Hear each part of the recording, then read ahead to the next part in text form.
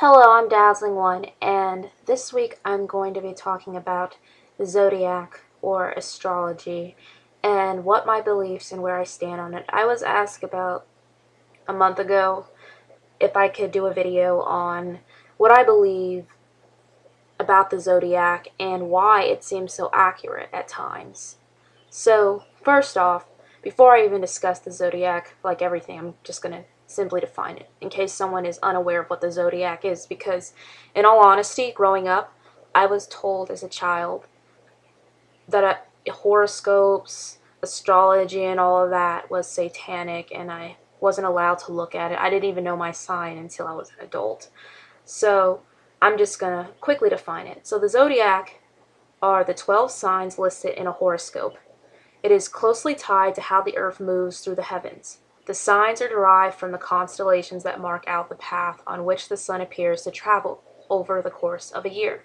In principle, dates in a horoscope should be corresponded to when the sun passes through each constellation, but they don't much of the time. And a closer examination of the motion of the earth, the sun, and the stars shows the zodiac to be more complex than you might imagine. So, most will say that astrology today is considered a pseudoscience, just as alchemy was, even though it's the foundation of chemistry, and much of what astronomy is today kind of is derived from what astrology once was in the ancient world.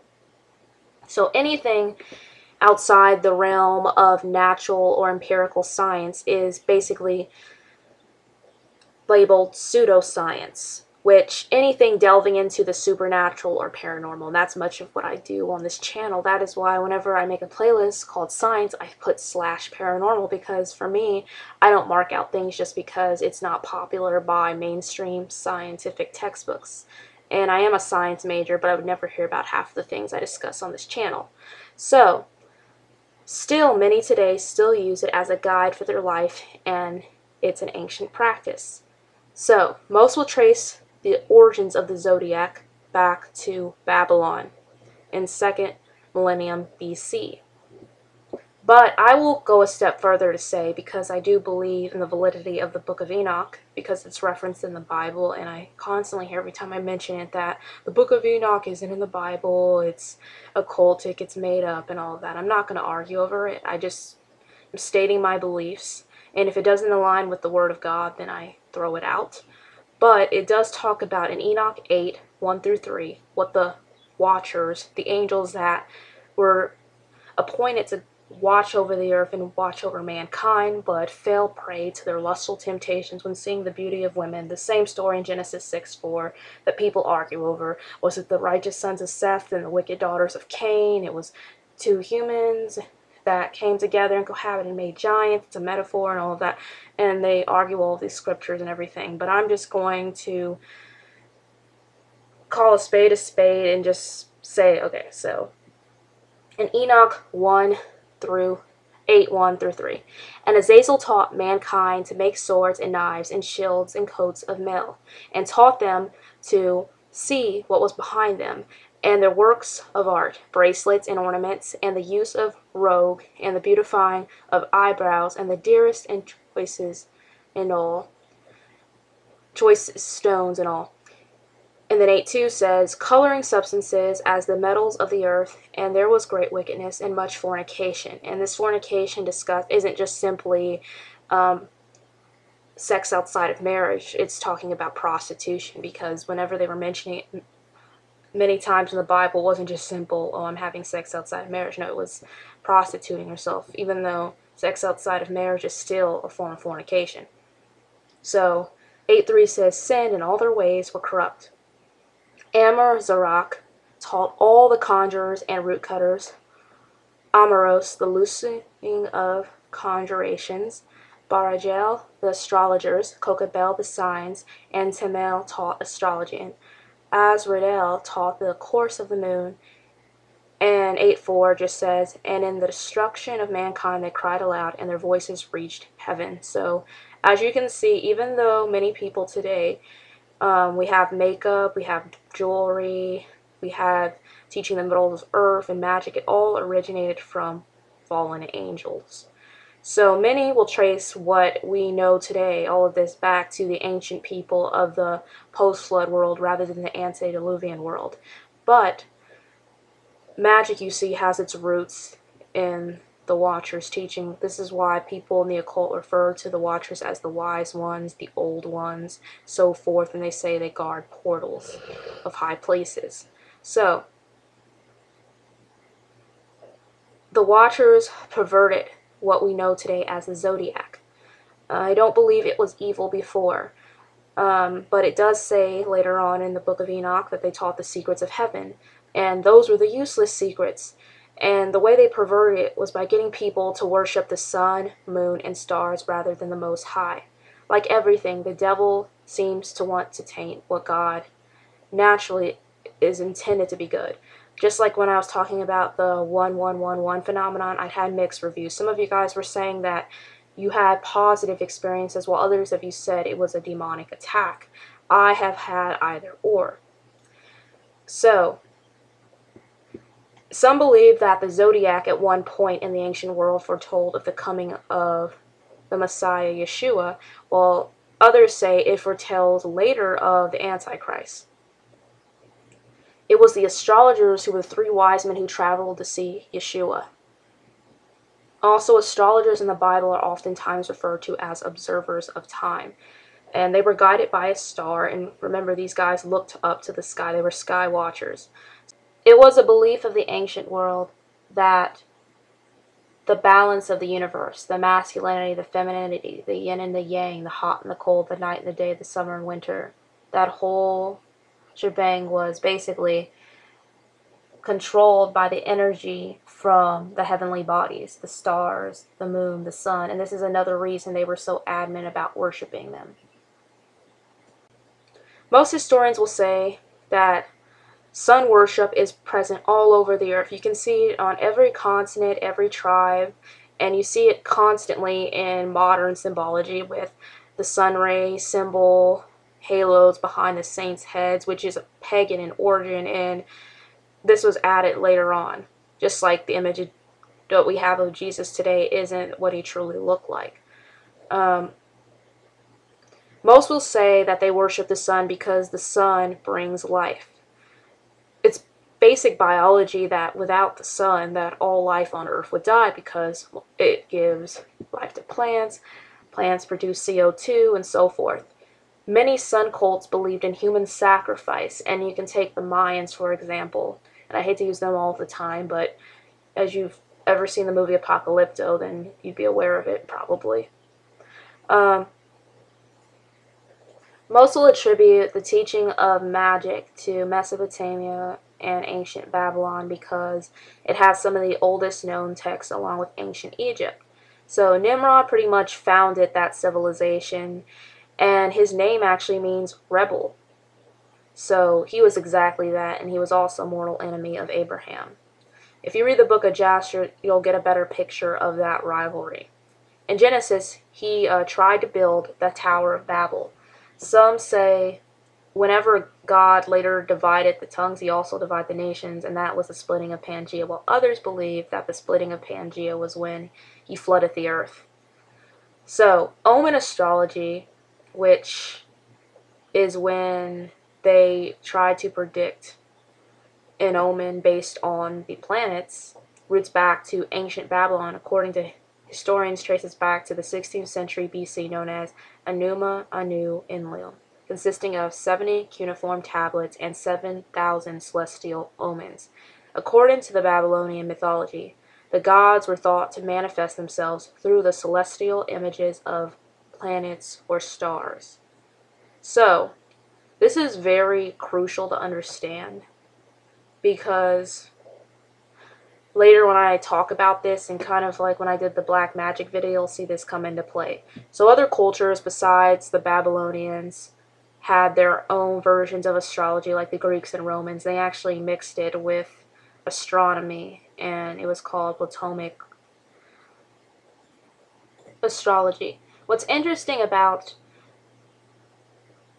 them worshiping stars and planets is that in the Bible, oftentimes the angels are referred to as stars. Think about in the account of the war in heaven in the book of Revelation, when it talks about how it depicts Satan warring against Michael, and then he's cast down. But rather than saying angels, it's talking about stars.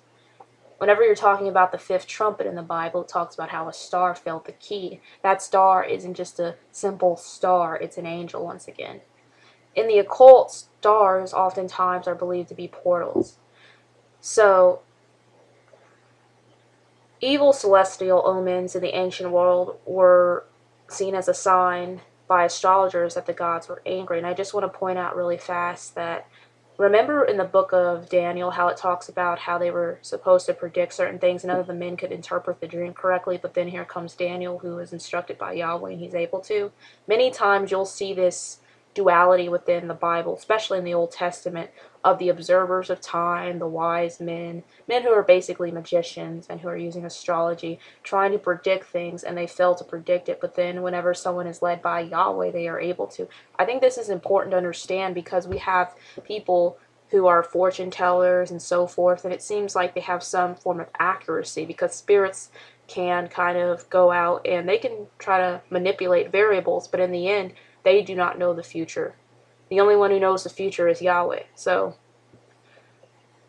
what's interesting about saying that whenever they believe there was an evil celestial omen that the gods were angry is I watched the SpongeBob movie this weekend, and I thought I never would because I burned myself out on SpongeBob as a child, but it was pretty crazy, and they had a lot of symbolism and things in it. But it wasn't really funny, but it's just like the Lego movie, pretty blatant, and I'll probably go more in depth whenever I do a video that's simply just on all movies like I did last year.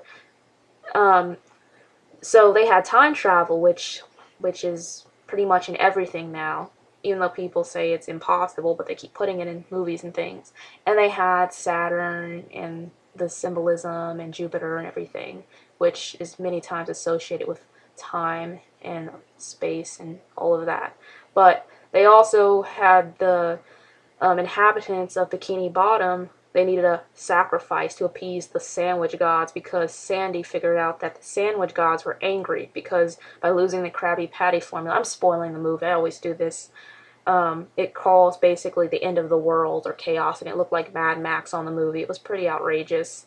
But the point is that even there you saw them sneak in some of the ancient symbology of human sacrifice, appeasing things, the planets, and everything else like that, and time travel. So, some planets that are associated with gods really quick. So, Jupiter is with Marduk, and he's also known as Ra in ancient Egypt, or Zeus in Greek mythology, Bel in Canaanite mythology, and is affiliated with Thursday. Venus with the god Ishtar, Isis in Egypt, Diana in Roman mythology, Aphrodite in Greek mythology, and Astarte in Canaanite mythology. And she's associated with Friday.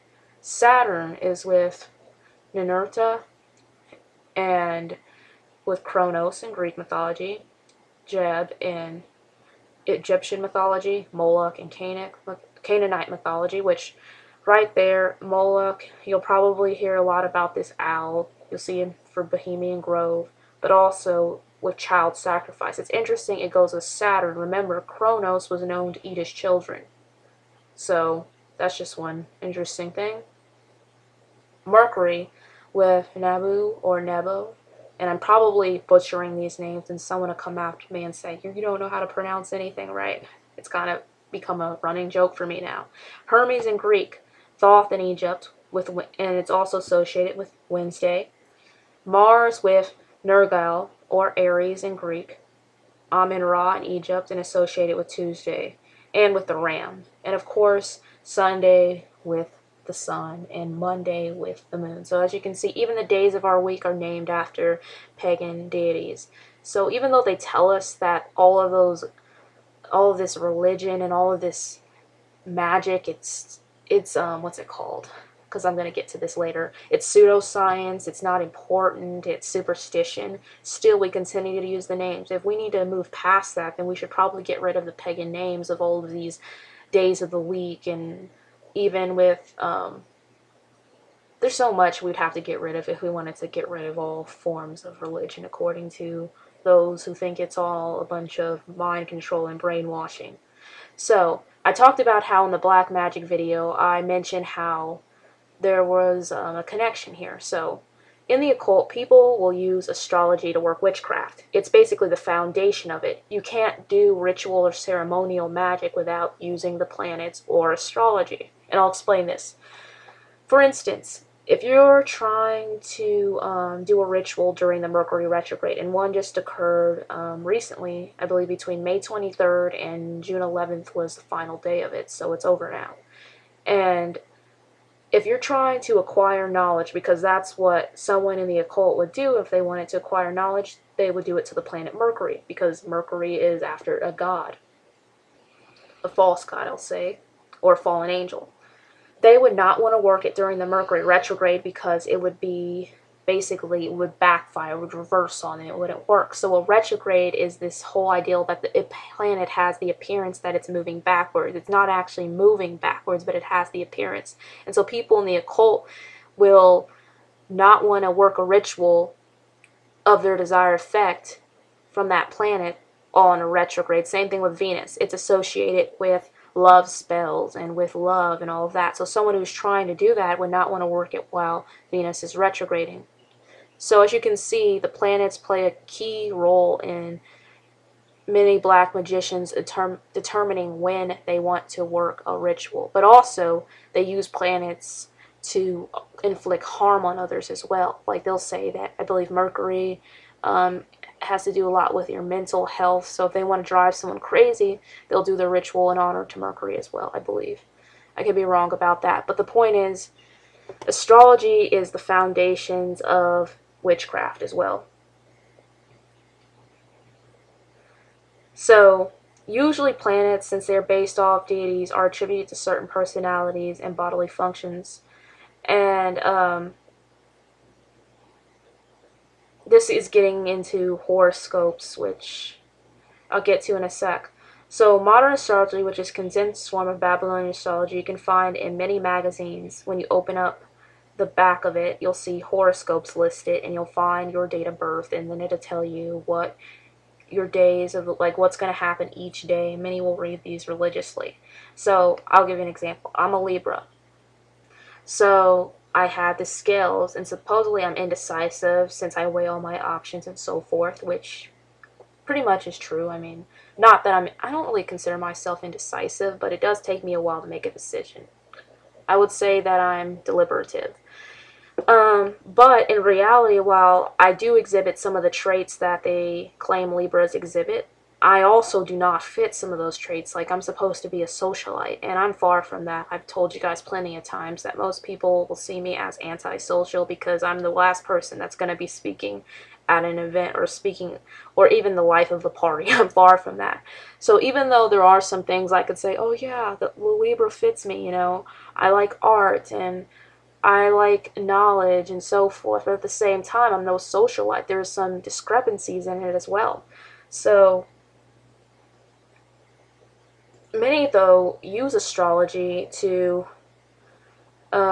figure out what will happen, and they will go off who they're most compatible with. I hear people asking people when they're hooking up, what's your sign? Because supposedly there's compatibility based on when two people are born, which supposedly can help determine how a relationship will work out or won't work out, whether dating, marrying, or even with friendship. Some people use astrology.